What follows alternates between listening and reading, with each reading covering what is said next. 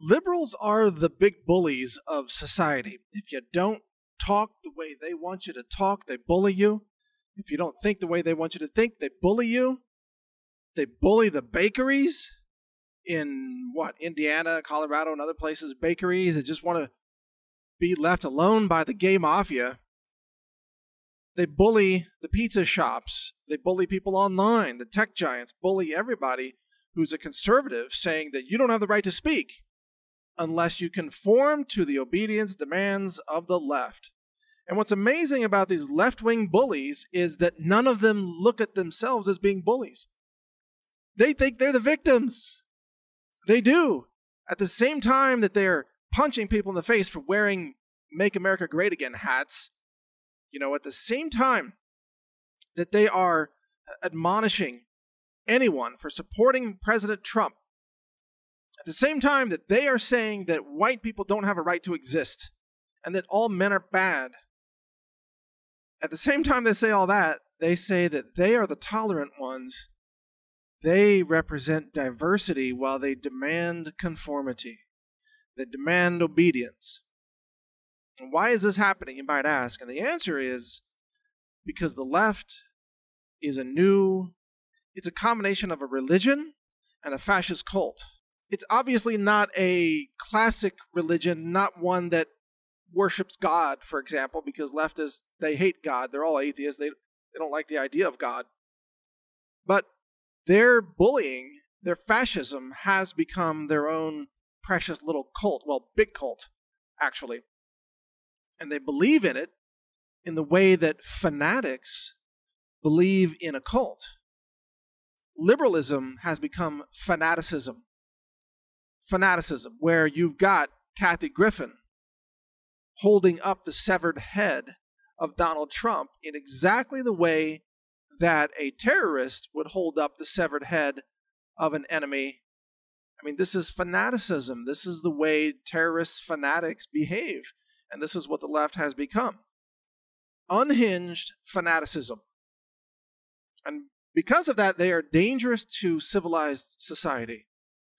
And if we don't defeat the left, they will overrun and destroy society. They will turn America into another North Korea and economically another Venezuela, or politically another communist China, where the government surveils everything you say, everything you do. You have a social credit score that scores how much you conform to the obedience demands of the government. And if you don't have a high enough score, well, you can't get a student loan. What do you know? You don't get accepted into college. You can't travel on airplanes or buses or trains. That's what's coming if we don't defeat these insane leftists. They are absolutely insane. But that's indicative of the cult, you see. Go back to Nazi Germany when you had the fascists of the time. Nazism in that day, in the 1930s, was very popular. And it came with the same kind of talk that we hear from leftists today. It said, oh, it's going to be a utopia. The society is going to be wonderful. 1,000-year rule. They said, it's going to be amazing. Said all we have to do is defeat the enemies who are lesser people, which is the way leftists think about conservatives today.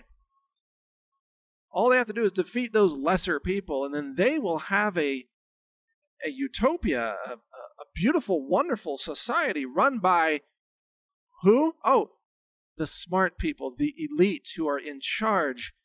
And the elite decide who lives and who dies because, of course, they promote depopulation, euthanasia, mercy killings, even in the Third Reich, what do? They put you to death if you had a physical handicap. If you had a birth defect, you were put to death. And that was part of their ethnic cleansing program, which is what the left believes in today. Ethnic cleansing. They think that white people are bad and that they have to eliminate all white people from the world and take over with, people of color. So they are the ones who judge people by the color of their skin, while they claim to be the tolerant ones and to be operating out of a sense of diversity and so on. I mean, truly, it's totally insane. But back to the Third Reich. It was popular in its day, and all the elitists of society went along with it, and they wanted high-ranking positions in the Nazi party because the Nazis had the wealth, they had the power, they had control, and they touted that they had a monopoly on science. They said they had the best scientists. Sure enough, they actually did have a lot of smart scientists because they built the V-2 rockets.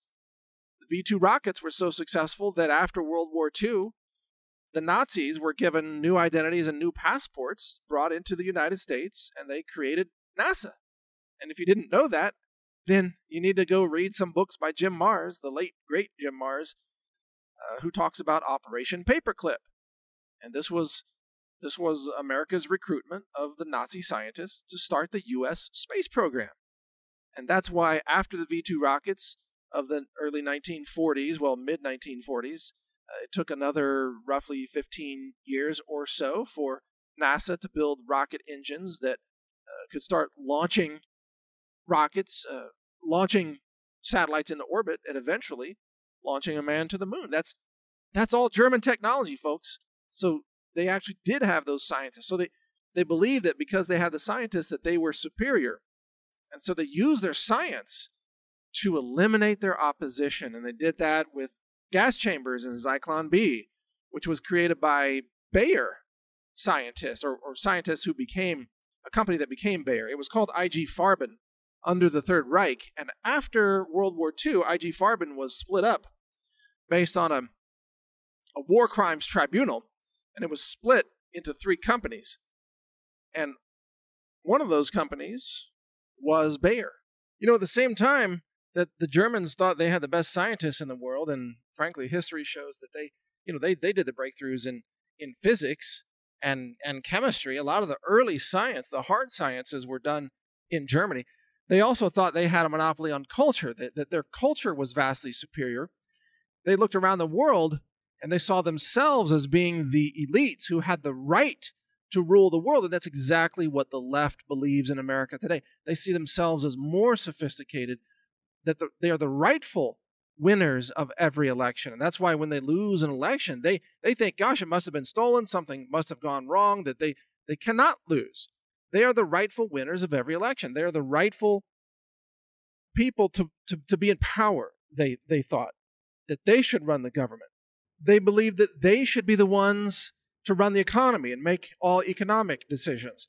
They believed that they should be the ones to run the universities because they're the only ones that have the knowledge to be able to properly teach people. But what are they teaching? Are they teaching physics and science and economics? No, they're teaching indoctrination. They're just brainwashing people, but calling it education. They think they're above everybody else when they're actually the scum of the earth. They are bullies, but they're bullies who think they're superior. And that's actually a mindset that a lot of bullies have. They think they're better than you, and they want to pound you into the dirt in order to, quote, prove it. And that's what the left has become in America today. They're bullies. How do you defeat bullies? I've had to deal with a couple of bullies in my life. How do you defeat bullies, by the way? Do you kowtow to them? You bow down to their demands and give them what they want, do whatever they ask for? No. You kick them in the balls, you punch them in the face. You hit them back hard. And you may not win every fight with the bully, because usually they're bigger. Usually they're more powerful. They can fight. They have fighting experience. That's part of the schoolyard bully archetype. But you punch them back and you let them know that you're not going to be easy prey. That if they come after you, you're going to extract a cost. And they're going to have to calculate a risk of them getting hurt bad. And I mean that metaphorically, of course. This is all a metaphor. The bully, schoolyard fighting and all that. But politically, you punch them back at the ballot box, or you do what needs to be done now. You have Trump issue arrest warrants for the thousands of deep state criminals who are the left today. So you punch them back using the law, or you punch them back using elections, but you punch them back and you make it cost them to be bullies. You don't bow down to their demands, which is what the Rhino Republicans are doing. It's what the masses are doing. It's what the journalists are doing and the college professors, almost everyone. They're just a bunch of cowards, weak-willed, spineless people all over the country. It's incredible. I look around, I'm like, don't you have a spine? Don't you have a soul? Why don't you stand up for yourself? Why are you just getting steamrolled by these insane bullies who call themselves progressives and demand that you refer to them as women when they're men and men when they're women and dress your little children like transgender whores? I mean, it's insane. Why don't people fight back? And there's an answer to that, actually. There's an answer. And it's called learned helplessness. Learned helplessness. People are trained in public schools. They are trained to embrace learned helplessness, which means that there's no point in fighting back. You should just go along, keep your head down low, don't make waves, don't rock the boat, don't try to change anything, just try not to be noticed. Just keep your head down, do what you're told, it'll all be okay. And people are trained that way in school, grade school. It's an indoctrination camp to teach children how to be obedient little robots. That's mostly the point today of K through 12. Just teaching children to be little obedient robots. And when they grow up, guess what? Oh, they're adult obedient robots. Amazing. As George Carlin said, obedient workers. They just want you to be obedient workers. Don't think for yourself. Don't ever speak out. Don't say anything that might draw attention to yourself. Don't think for yourself. Nothing. Just be an obedient worker. And then you will be safe from the mob, safe from the bullies. The bullies might leave you alone if you just go along and don't challenge their false authority. And so that's what happens all across society. That's why people like me are so rare. People who speak out, challenge the status quo, people who tell the truth. People who point out, hey, the emperor has no clothes. Yeah, the EPA is a criminal pollution enterprise. Yeah, the Clinton Foundation is a money laundering cartel. Yeah, the federal government, it's a deep state regime, criminal regime. On and on, pharmaceuticals, big medical scam. Obama was a treasonous traitor who sold out America. On and on. Why are there so few people willing to say these things? Because they don't want to be noticed as someone who might be rocking the boat. Because the bullies got to them. The bullies got to them. There's not 1 in 1,000 people that's willing to stand up against a bully. And maybe you saw this in school as well. I know I saw it when I was going through, grade school, middle school, high school. Yeah, I was even bullied early on because I was young. This is a little personal note. I was always the youngest student in class. I basically was a year ahead academically because I started school much earlier. And so I was the smallest kid in class. Everybody else had a year's growth on me. So I was physically smaller at that time. But I was always the smartest kid in class. So think about it. You get bullied if you're a small, nerdy kid. You're the smartest kid in the class, but the smallest. You get bullied? Yeah, you get bullied. I got bullied. Learn how to deal with them, by the way. Learn how to deal with them to the point where by the time I was a senior in high school, I had been on the football team, the varsity team. I had won gold medals in track. I was on the math team, gone to math competitions and won first place in math competitions. Nobody gave me any crap anymore because I could hit them back if I had to. That's how you deal with bullies at that age. Nobody messed with me anymore.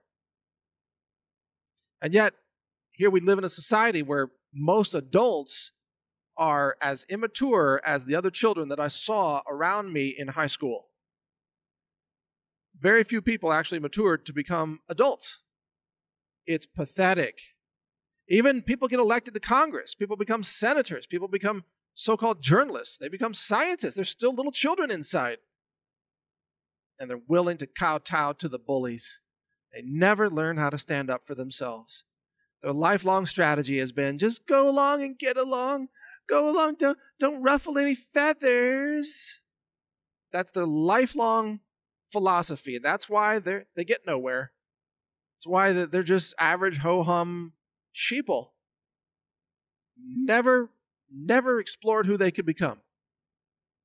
Someone always told them, get back in your box. Don't you dare become an individual. Don't you dare think for yourself. Get back in that box. Conform, damn it.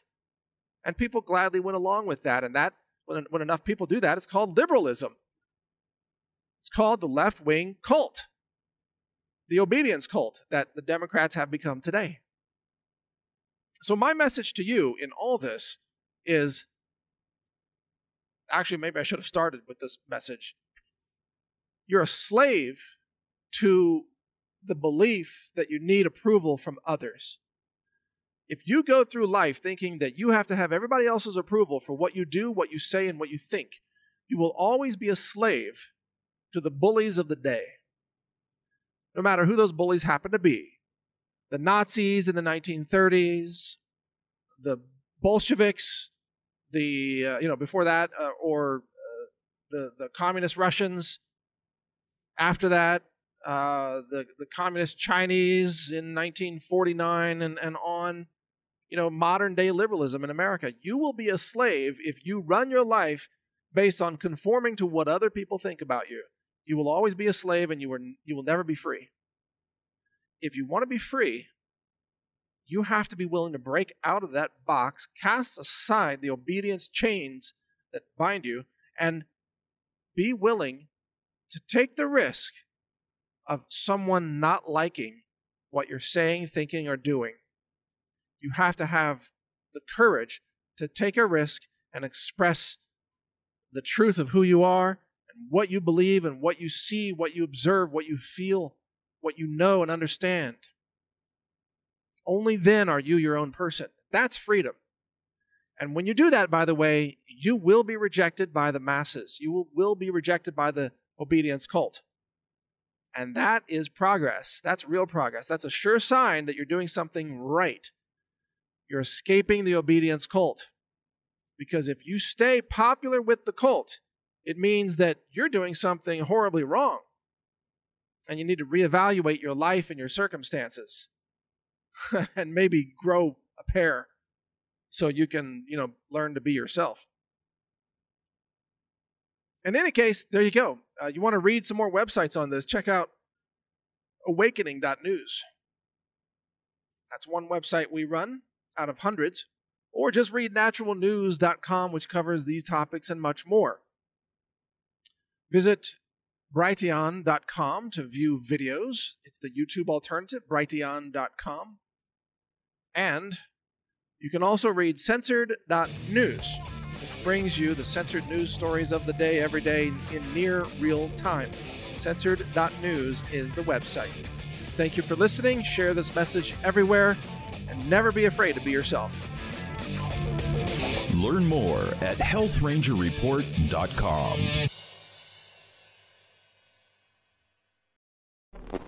Thank you for watching. If you want to support our mission, visit us at healthrangerstore.com for the world's largest selection of lab-verified superfood and nutritional products for healthy living. It's at healthrangerstore.com.